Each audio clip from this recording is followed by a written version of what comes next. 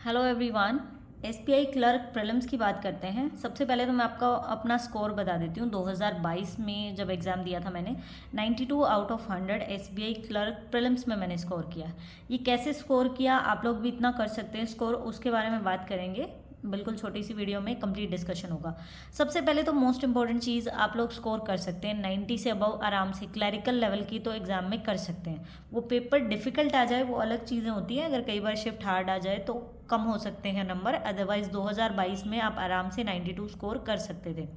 अब देखिए, ये एसबीआई क्लर्क की अगर हम बात करें, सबसे पहले एसबीआई क्लर्क की, तो इसमें बाकी जो बैंक के क्लरिकल एग्जाम होते हैं उससे एक ये बेनिफिट मिल जाता है एसबीआई पी और एसबीआई क्लर्क में। इसमें कोई भी सेक्शनल कट ऑफ नहीं होती। मतलब ऐसा नहीं है कि आपको इंग्लिश में जैसे 10 नंबर लाने कंपल्शन है आपके लिए, या फिर क्वांट्स में आपके 15 नंबर होने चाहिए, रीजनिंग में आपके 15 नंबर होने चाहिए, ऐसा कुछ भी नहीं है। इसका मतलब अगर आप किसी टॉपिक में वीक हैं, मान लीजिए अगर आप इंग्लिश में वीक हैं तो भी कोई प्रॉब्लम नहीं है। एसबीआई क्लर्क में आपकी ओवरऑल कट ऑफ बनेगी तीनों को मिला के, जैसे 80 चलेगी, 85 चलेगी, 75 चलेगी, जितनी भी कट ऑफ होगी ओवरऑल वो कट ऑफ होगी। इतना क्लियर हो गया। तो इससे मुझे एक ये होप मिली कि अगर मेरा कोई सब्जेक्ट वीक हो तो भी मैं उसको स्ट्रॉन्ग कर सकती हूँ। सबसे पहले जैसे कि आपको पता है, स्टार्टिंग में मेरा इंग्लिश वीक था जिसको मैंने इम्प्रूव किया, एंड उसमें नंबर ठीक आने लगे मेरे, मतलब ठीक अच्छे आने लगे जिनको मैं बता सकती हूँ। तो मेरा मेन टारगेट जब भी मैं एग्जाम देने के लिए जाती हूँ, स्टार्टिंग में जब पहले इंग्लिश अच्छी नहीं थी तब की बात है, एंड जब इम्प्रूव किया उसके बाद में भी सेम ही चीज़ें हैं। जैसे अगर हम क्वांट्स और रीजनिंग की बात करें, मैं क्वांट्स और रीजनिंग की बात करती हूँ, तो इसमें 35 क्वेश्चन आते हैं, 35 नंबर के, 35 नंबर की ही रीजनिंग आती है। टोटल मिला के हो गया आपका 70 मार्क्स। तो मेरे दिमाग में क्या चीज़ें रहती हैं कि ये 70 नंबर जो है, चाहे कितना ही डिफिकल्ट पेपर हो, इंग्लिश पे कभी भी पूरा डिपेंड नहीं रहना चाहिए। बिकॉज कई बार चीज़ें ऐसे होता है कि कुछ वर्ड मीनिंग नहीं पता, मे भी कुछ नहीं समझ में आया, तो नंबर आपके कट सकते हैं। लेकिन इसमें अगर आपने कंसेप्ट सीख लिया, आपको टॉपिक आ गया, तो कोई प्रॉब्लम नहीं है। इसीलिए मैं कोशिश करती हूँ कि 75 में से 65 से अबव तो मेरा अटैम्प्ट होना ही चाहिए, एंड 65, 67, 68 तक मेरे सही होने चाहिए। कोशिश करती हूँ मैं 70 अटैम्प्ट करने की, लेकिन कई बार अगर अर्थमेटिक डिफिकल्ट आ गई या फिर किसी पजल में हम लोग अटक गए, तो मेरा टारगेट रहता है कि 65 तो एटलीस्ट मेरे सही होने चाहिए। अटैम्प्ट मुझे इससे ज़्यादा करने हैं बट सही रहने चाहिए। काफ़ी टाइम मैंने 67, 68 किए हैं। मैं लगभग क्वांट्स और रीजनिंग में तो इतना मेरा दावा रहता है कि जितने भी करें वो हमें पता रहता है कि ये बिल्कुल सही है। बिकॉज क्वांट्स के भी क्वेश्चन हम सोल्व करते हैं, पजल्स भी सोल्व की होती है, तो ऐसा कुछ नहीं होता जिसमें अंदाज़ा लग जाता है जैसा कि इंग्लिश में होता है। तो मेरा ये टारगेट है कि 70 नंबर में से करने की कोशिश करो। क्वांट्स की अगर मैं बात करूँ तो मेरा यही रहता है, जो 20 से 24 नंबर रहते हैं ना, उसमें जैसे नंबर सीरीज आ गए, अप्रोक्सीमेशन आ गए, या फिर आपके डीआई की कोई क्वेश्चंस आ गए, ये चीज़ें फिक्स रहती हैं, एक बार पढ़ लिया, इनकी प्रैक्टिस होती रहती है। इसके अलावा होता है बाकी अर्थमेटिक का पोर्शन ज़्यादा आता है हमारे पास। क्या अर्थमेटिक का पोर्शन जो आता है 10 से 15 नंबर तक के भी अर्थमेटिक के क्वेश्चन देखने को मिलते हैं। इसकी प्रैक्टिस करोगे देन फिर 65 से ज़्यादा अटैम्प्ट होंगे। मुझे स्टार्टिंग में ही इस चीज़ का पता लग गया था, क्योंकि हर कोई, आप कहीं कोचिंग लेने चले जाओ या फिर आप बैंकिंग की प्रिपरेशन स्टार्ट कर दो, एक बार में आपको नंबर सीरीज, एक बार एक लेक्चर लग गया, आपको पता लग गया, आप लोगों की प्रैक्टिस करनी है, डीआई पता लग गई, आपको प्रैक्टिस करनी है, अप्रोक्सीमेशन, सिंप्लीफिकेशन, क्वाड्रेटिक इक्वेशन, सबकी प्रैक्टिस करनी है। लेकिन इस अर्थमेटिक के पोर्शन को बार बार समझाया जाता है।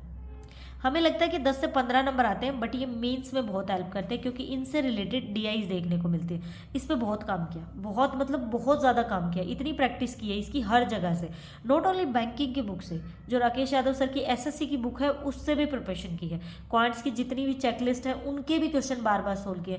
मेरा ये टारगेट हो गया था कि मैंने काफ़ी बुक्स में से, जो जैसे पहले मॉक टेस्ट आते थे, ऑनलाइन नहीं किया था मैंने स्टार्टिंग में देना, ऑफलाइन जो बुक मिलती थी ना, जैसे 30 मॉक टेस्ट आईबीपीएस पीओ से रिलेटेड, एसबीआई क्लर्क के रिलेटेड, क्लर्क के तो मैंने कम ही परचेज किया, मैक्सिमम पीओ वाले से प्रैक्टिस करने की कोशिश की है ताकि बढ़िया तैयारी हो जाए। उसके बाद जहाँ से भी अर्थमेटिक के क्वेश्चन मुझे मिलते गए, गूगल से सर्च किया स्टार्टिंग में, फिर पता चला कि जैसे बुक भी है राकेश यादव सर की, उस बुक से पढ़ा, आशीष सर की चेकलिस्ट भी है वो भी सोल्व की, हर चेकलिस्ट में 20 क्वेश्चन होते हैं, क्वांटा बुक भी है, एक एस क्वांट करके भी बुक है वो भी सोल्व की है। तो मतलब काफ़ी सारे, मतलब जहाँ से जो मेरा वीक टॉपिक है उसके जितने क्वेश्चन मुझे जहाँ से मिल सके उसकी प्रैक्टिस करनी है। और अगर मैं रीजनिंग की बात करूँ तो रीजनिंग एक बार सीख लिया, पजल की प्रैक्टिस करनी थी। पजल की प्रैक्टिस मैंने जितने भी मॉक टेस्ट आए हैं ना, उसमें बार बार जो भी पजल रिपीट हुए मैंने वो पजल किए। एंड एक अड्डा की बुक आती है जिसमें 50 प्रीवियस ईयर क्वेश्चन पेपर दिए होते हैं, उसमें हर टाइप की पजल आती है। मतलब उसमें क्या होता है ना कि प्रीवियस ईयर क्वेश्चन पेपर दे रखे हैं आपको पीछे के कम से कम लगभग 7 से 8 साल के प्री और मेन सबके, SBI क्लर्क, RRB सबके आपको पेपर मिलेंगे। तो मेरा ये रहता था कि जब भी एग्जाम से पहले मुझे ऐसे लगता था कि रीजनिंग में कम नंबर आ रहे हैं, तो मैं सिर्फ उन मॉक टेस्ट की पजल उठाती थी। एक में 5-5 पजल्स देखने को मिलती है, उनको टाइमर के साथ कि मैं पूरे मॉक टेस्ट की 5 पजल को कितनी देर में करूँ, 10 मिनट में करूँ, 15 मिनट लगा रही, स्टार्टिंग में कितना भी टाइम लग रहा हो मेरे को ये सोल्व करना है। तो मेरा ये टारगेट रहता था। रीजनिंग की मैं कम ही प्रैक्टिस करती थी, जैसे डेली का 1 मॉक टेस्ट लगा लिया, 2 मॉक टेस्ट लगा लिए। इसके अलावा मैं ज़्यादा फोकस रीजनिंग की पजल्स पे करना होता था मुझे, और क्वांट्स का मेरे को करना होता था अर्थमेटिक के ऊपर। अब मैं बात करूँ इंग्लिश की, तो इंग्लिश मैंने मॉक टेस्ट से जैसे प्रिपरेशन की है, बढ़िया मॉक टेस्ट से प्रिपरेशन करिए, मेरे 20 से ऊपर अटैम्प्ट हो ही जाते हैं। मेरा ये टारगेट रहता है कि 65 से ज़्यादा इसमें करने हैं और 20 तो सही होने चाहिए, 25 से ऊपर करने की कोशिश करनी है। सबसे पहले RC सोल्व करती हूँ, देन फिर उसके बाद जैसे कोई एरर डिटेक्शन के क्वेश्चन है, कोई क्लोज टेस्ट है, या फिर हमारे पास वर्ड स्वैप दे रखे हैं, जो भी मतलब मुझे समझ में आता है वो सारी चीज़ें करने की कोशिश करती हूँ। जितना हो सके RC की प्रैक्टिस करिए, जितना आप रीडिंग करेंगे, जितना आप न्यूज़पेपर पढ़ेंगे। स्टार्टिंग में न्यूज़पेपर मत स्टार्ट करिए, पहले जहाँ से भी रीडिंग हो सकती है आप मॉक टेस्ट से ही रीडिंग कर लीजिए। डेली के अगर 3 मॉक टेस्ट आप सोल्व करेंगे, सिर्फ इंग्लिश के सेक्शन के करेंगे, तो भी आपको उसमें 3 RC देखने को मिल जाएंगे। एक मेंस का लगा लो, मेंस में तो 2 से 3 RC देखने को मिलते हैं एटलीस्ट। मेंस में कुछ और नहीं समझ में आ रहा तो RC ही कर लो, आप आराम से 92 स्कोर कर सकते हैं। और अगर आपको PO की जॉब अब तक 2023 में नहीं मिली है तो क्लर्क में ये बेस्ट जॉब है, SBI क्लर्क की। सैलरी भी बढ़िया है एंड आप लोग अच्छा स्कोर कर सकते हैं। एंड आपको अगर चीज़ों से डर लगता है, जैसे PO में मान लीजिए कि इंटरव्यू होता है, तो कई बार क्या होता है प्री की प्रिपरेशन हो गई, मेंस की प्रिपरेशन हो गई, उसके बाद भी स्टूडेंट इंटरव्यू में कई बार रह जाते हैं। एक डर रहता है, सच में डर रहता है बहुत। मतलब जब इंटरव्यू देने भी जा रहे थे ना, तो भी ऐसा फील आ रहा था कि कहीं यहाँ से मतलब बिल्कुल ज़ीरो लेवल पे ना खड़े हो जाए।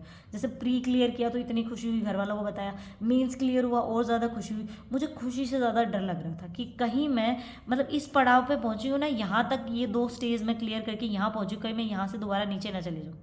जब किसी का प्री नहीं होता ना, उसको दुख होता है, लेकिन इतना दुख नहीं होता कि यहाँ से वापस आने वाला दुख बहुत ज़्यादा होता है। मतलब आप एक जॉब को बस पकड़ने ही वाले थे एंड दरवाज़ा बंद, मतलब नहीं मिलती, तो वो बहुत ज़्यादा दुख होता है।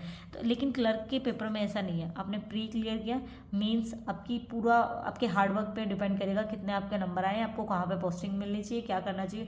कोई इंटरव्यू में ऐसा नहीं है कि हम घबरा गए, हमसे बोला नहीं गया, वो क्वेश्चन किस लैंग्वेज में पूछ रहे थे समझ नहीं आए, क्वेश्चन आ रहा था लेकिन बोलना नहीं आया, या फिर वो हमसे इरिटेट हो गए। बहुत सारे फैक्टर होते हैं इंटरव्यू के अंदर।